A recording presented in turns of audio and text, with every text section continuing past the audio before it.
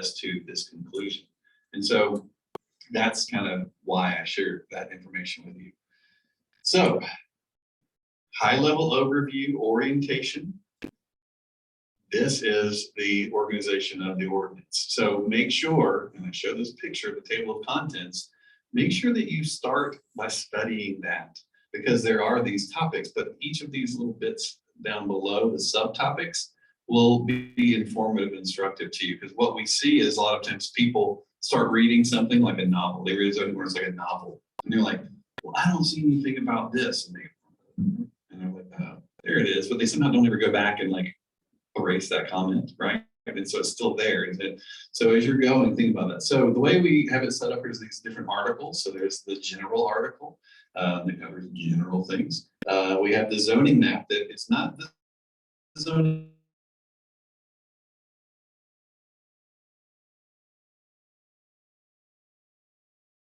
Zoning districts.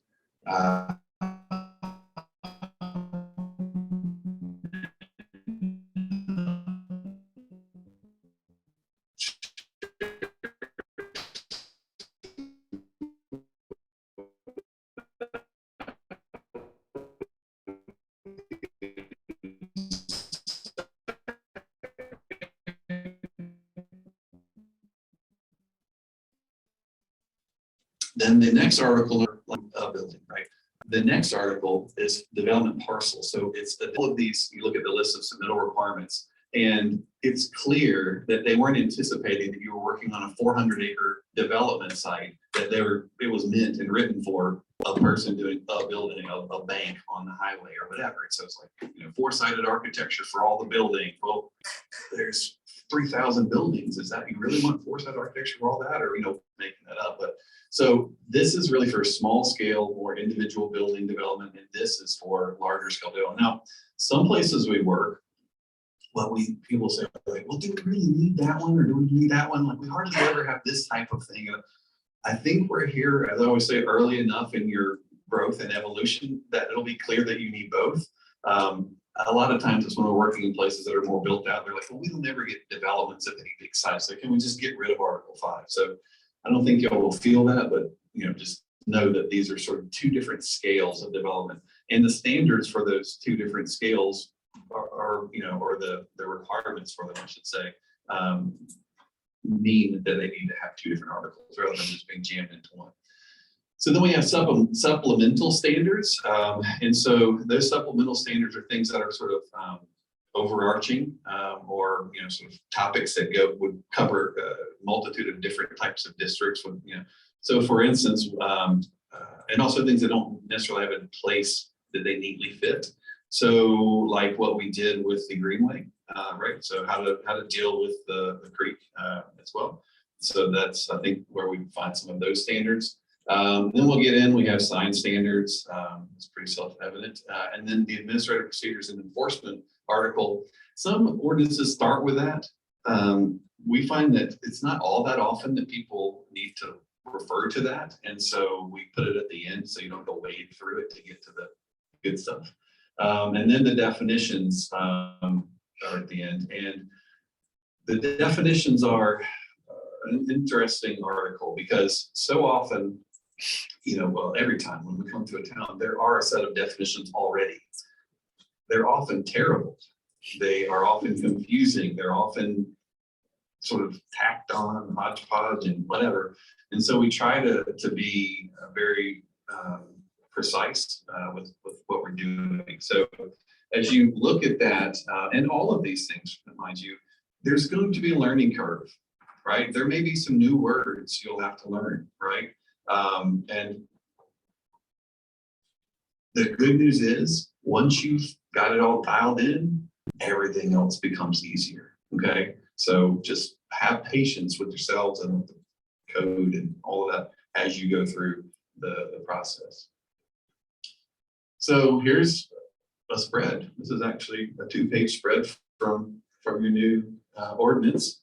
So this will be the character district standards. So here we have the inspirational images, the things that we developed based on the input we got from the community, a general description of it, And then you have these tables that start to lay out all of the different specific standards and metrics. And so the nice thing about this is, for the most part, if you're a property owner and you have a piece of property that's in this district, you can just go to this section and kind of look at it at a high level. I mean, obviously, when you have those supplemental standards and those other elements that are overarching, cross-cutting, there'll be more specifics there. But in general, people can quickly figure out what they can do with their property in this section, which is nice. And so each character district will have its own little set of pages that goes through this.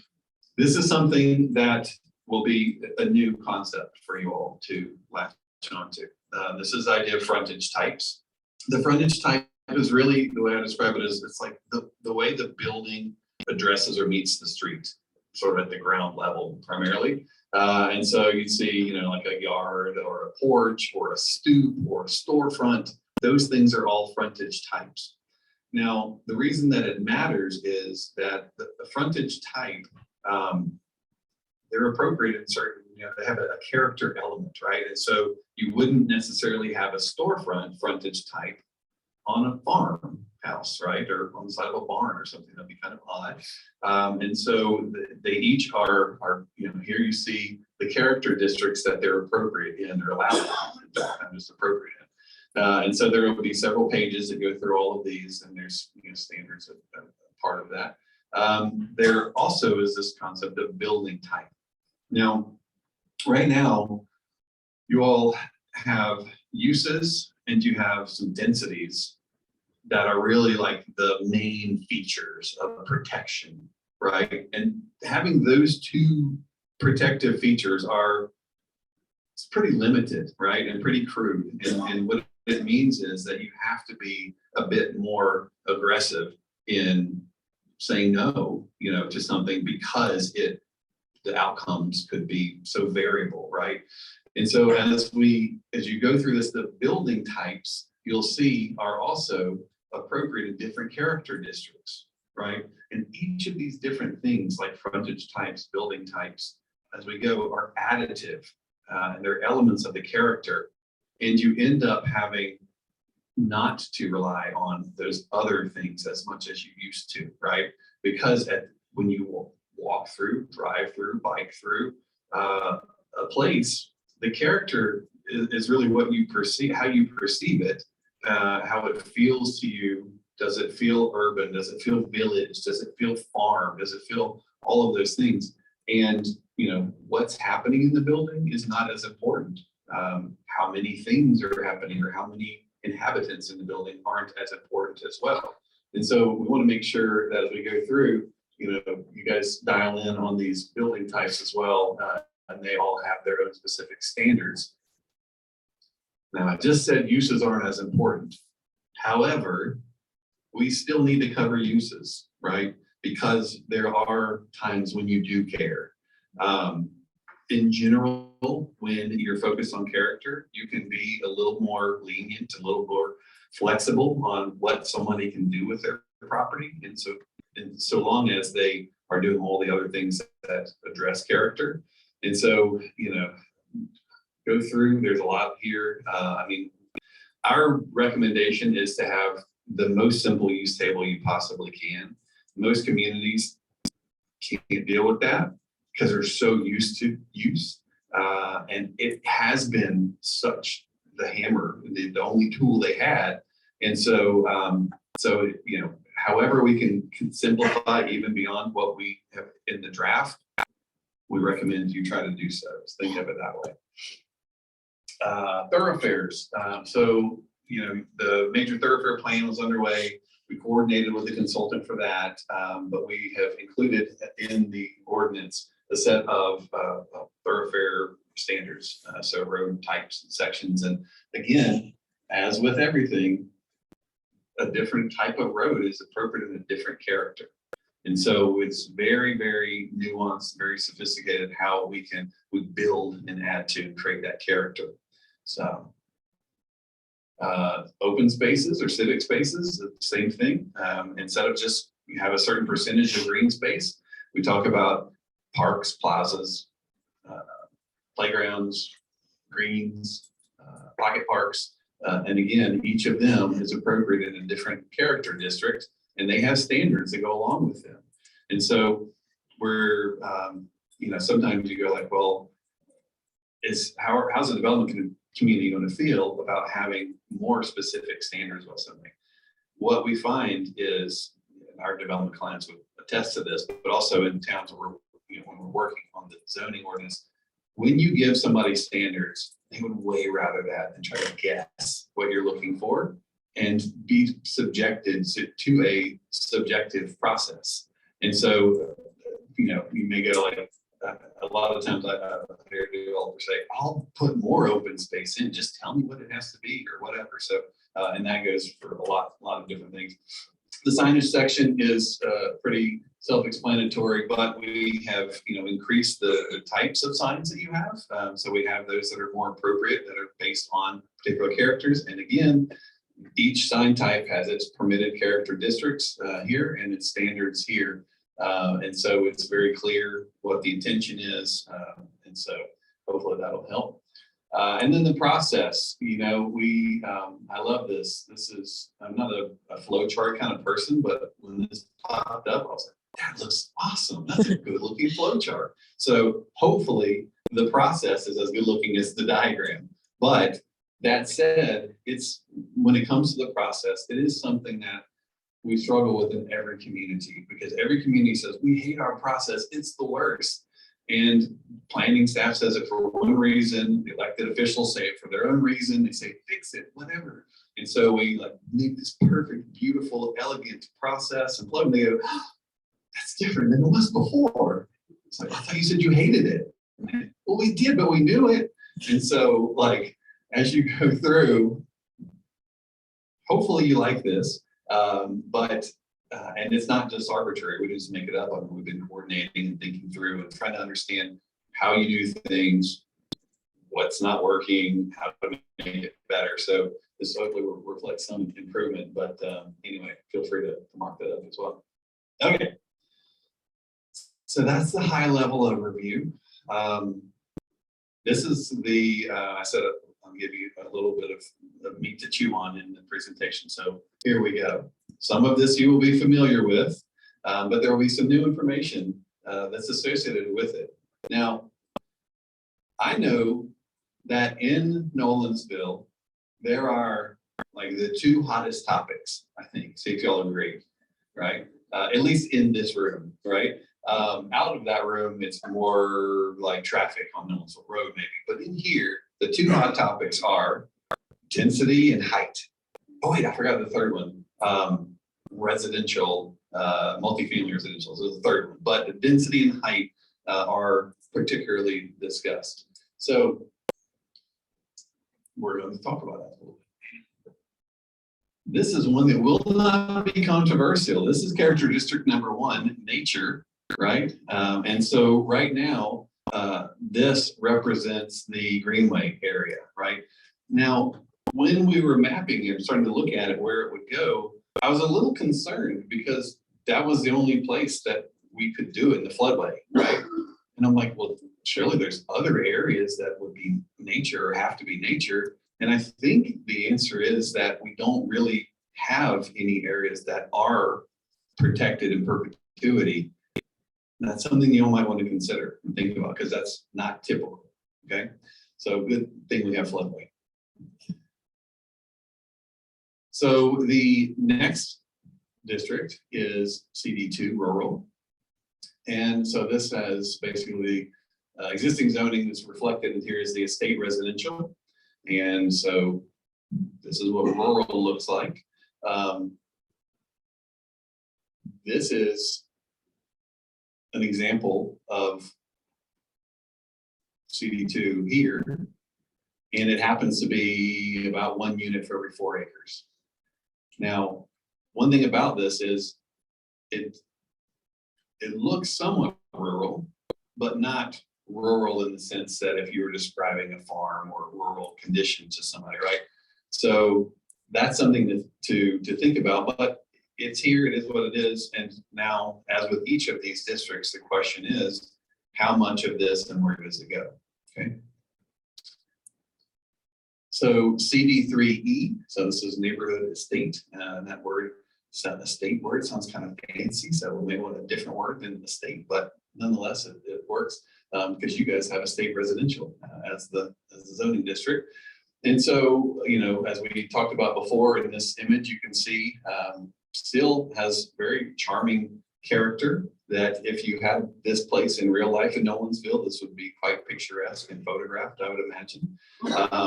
The current estate residential and the CD3, this is an example of what it looks like now. And this is 1 unit per 2 acres, okay? So CD3L, this is a neighborhood large lot. This would reflect the suburban residential 1. That's what that is. This is what that looks like. And right now it's 2, in this image, it's 2 units per acre, okay? So we actually went to these places and figured out actually how many units per acre. So I'm not just saying like the zoning for this is that. I'm saying this picture is what 2 units per acre looks like. So here is the next zoning district, CD3 Neighborhood. So this would be your suburban residential zone. Currently is how that's reflected.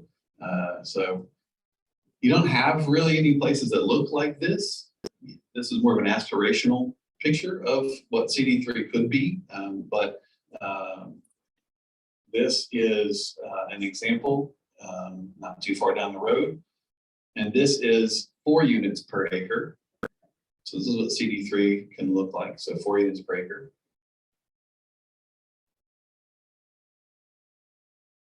This is the same house, just a different view. I thought it was interesting to see kind of the spacing and, you know, kind of vegetation popping up behind. And so as we calibrate these character districts, these are the kinds of things to think about. So for instance, is CD3, right? So we dialed it in kind of in the ways we thought about, but just this example happens to have that setback. And so, and the lot size, you know, the spacing between the buildings, all of those things have something to do with character as well. So we'll think through that process.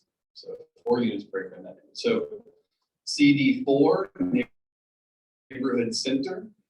And if you remember in this rendering that we created during the Planapalooza, what we show in this image is row houses here, single family detached houses here. So there's a small multifamily building here, mixed use building with commercial on the ground floor and somebody living above, and then some live work. Again, commercial on the ground floor, and maybe the shop owner lives above. And this is quite a mix of uses and building types, and it is the most varied of all the character districts. And so you can see that, you know, in this image, we showed a park here. We showed preserving the existing hydrology, and, you know, kind of what is that, the Nolensville version of this. And so that's kind of what we're doing there. Yeah.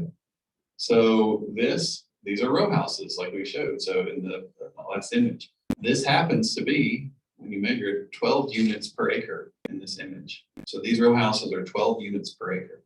They're about 24 feet wide or so. Standard row house, townhouse. So just looking at it straight on.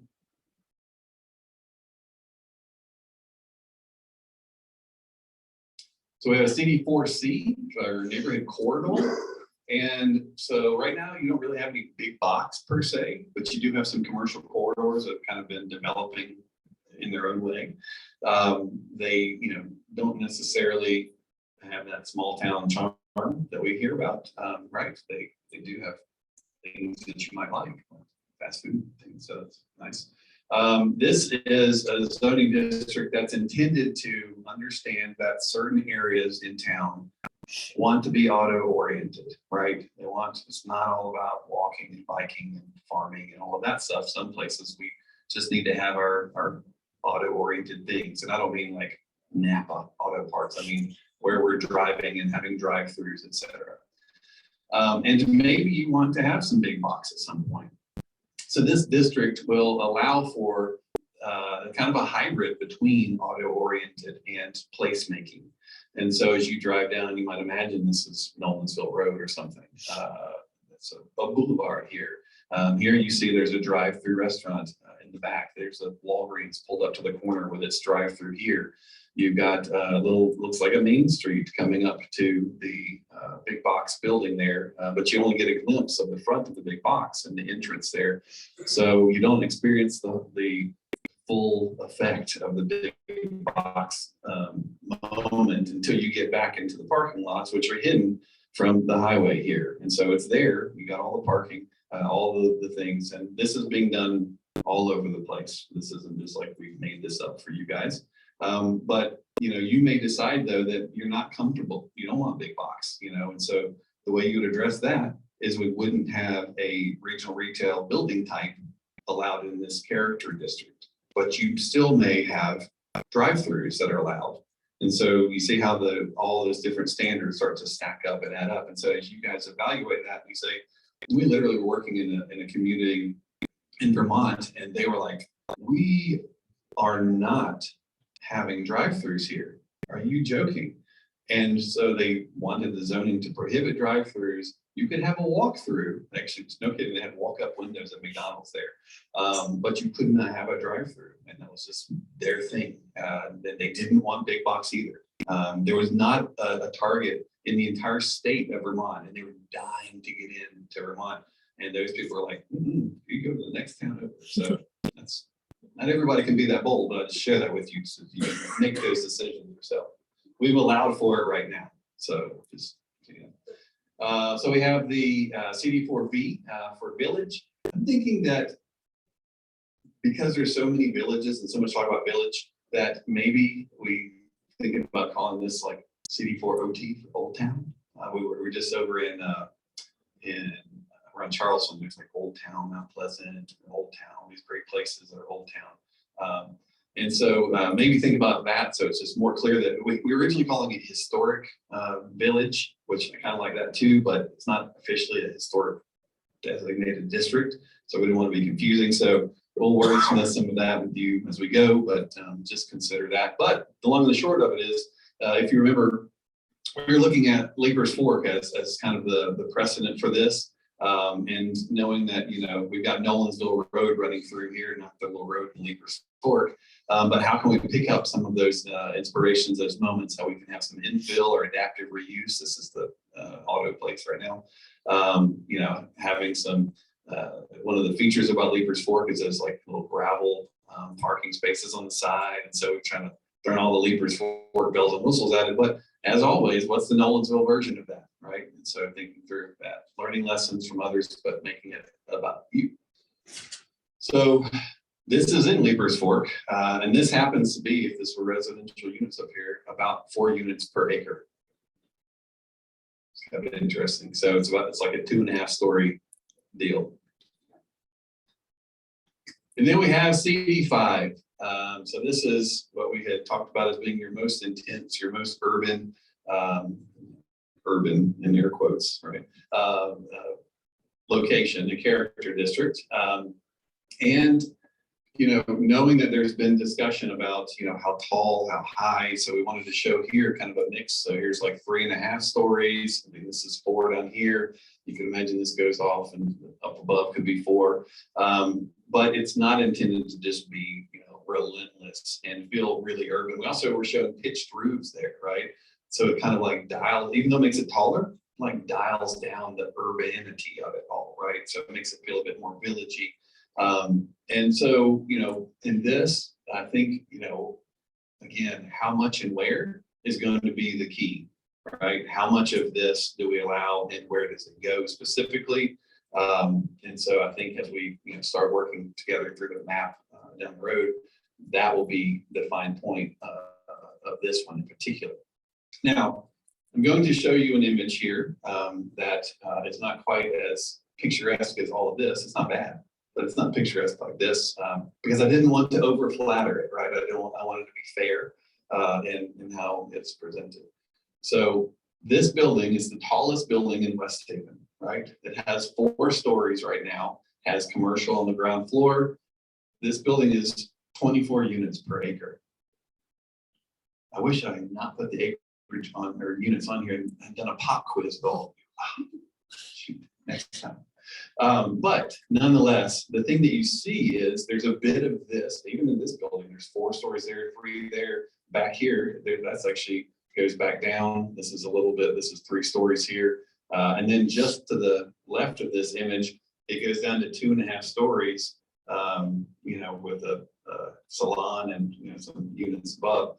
And so 24 units per acre. If you had said that, you know, 10 minutes ago, without the context of the whole discussion and an image to see, you know, you may go like, that's blasphemy here, right? I mean, that's just not a thing we would even consider or discuss. So you all have to decide. That's what happens to be shown in this image is 24 units per acre. And so thinking through all of that will be the art and the science of this. Then there's another one called the Special District Industrial Village. So this is where you have industrial areas, but rather than just sort of having a ho-hum industrial area like everybody else, making it where it's a bit more mixed use, a bit more vibrant, where you actually can have residential and some commercial. And when we talked about this during the Planapalooza, you guys were like, oh, well, you know, the place to be on Friday nights is actually over in the industrial area at the brewery. And I was like, wow, okay, perfect. You guys are already cutting edge. So, so anyway, this is a, you know, just a fanciful imagination, but the point here is to show, you know, this could be a large scale, you know, factory of some sort, not large scale, but mid scale. And then you have smaller scale manufacturing, and you have some residential, and maybe you have residential here, and there's a, you know, leather worker down there, or whatever, you know, like makers and sort of smaller scale, lighter industrial. You know, maybe this is the brewery. But nonetheless, even though this is primarily an industrial area, you still could imagine like hanging out here. It's kind of cool, you know, little courtyards and sidewalks and street trees and planters, and it's just not as utilitarian as a conventional district. Then we also have the civic district, and so, you know, that's for open spaces and that we were talking about a minute ago.